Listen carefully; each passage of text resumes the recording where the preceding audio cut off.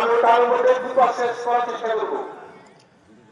আজকে যদি আমরা হিসাব করে দেখি, যদি 1000 মানুষ হয় তো 200 মানুষ সিয়াম পালন করে না।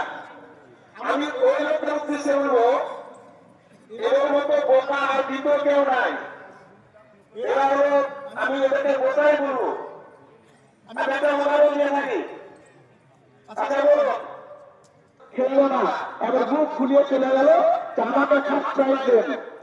প্রাইজ দেবে, প্রাইজ দেবে বলুন তো।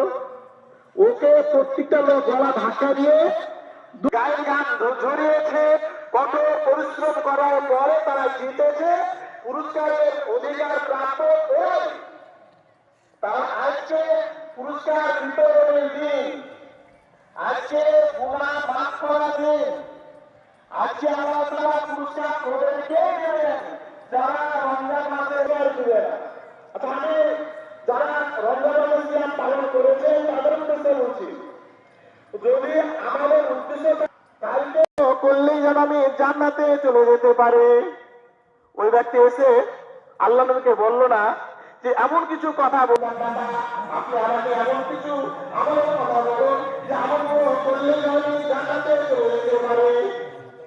তো জান্নাতে চলে যাওয়া আমল ওই ব্যক্তি জিজ্ঞাসা করলেন। তাহলে কি বললেন? জান্নাতে যেতে গেলে প্রথম শর্ত হলো আনতা আল্লাহ, আল্লাহ ইবাদত করতে হবে। আনতা আল্লাহ ওয়া মুসলিমি সাইয়া, আল্লাহ সঙ্গে তাআলা করতে হবে না।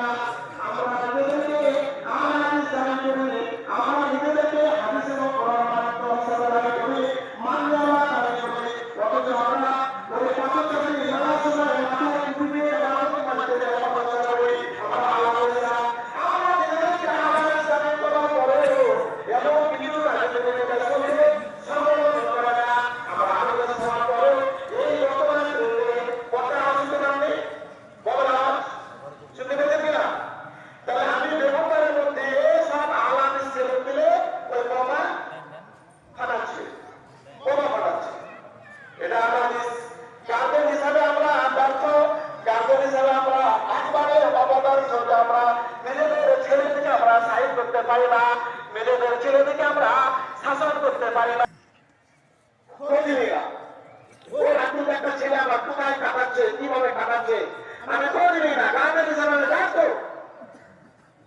রাসূলুল্লাহ সাল্লাল্লাহু আলাইহি ওয়াসাল্লাম ওই ব্যক্তিকে বললেন, আল্লাহ ওয়ালা তুশরিকু সাইয়া ওয়া তুকিমু সালাতাল মাকতুবা, ফরজ নামাজ আদায় করতে হবে। ওই ব্যক্তিকে আল্লাহ নবী বললেন না জান্নাত যেতে গেলে ফরজ নামাজ পড়তে হবে, এই কথা বললেন না। জান্নাত যেতে গেলে আপনাকে ফরজ নামাজ পড়তে হবে, সুন্নাত নামাজ পড়তে নামাজ সেটা চালু নয়, সেটা দেখার বিষয় নয়, কিন্তু পাঁচ ওয়াক্ত নামাজ ফরজ সালাতগুলো আপনাকে আদায় করতে হবে। যদি জান্নাত পেতে চান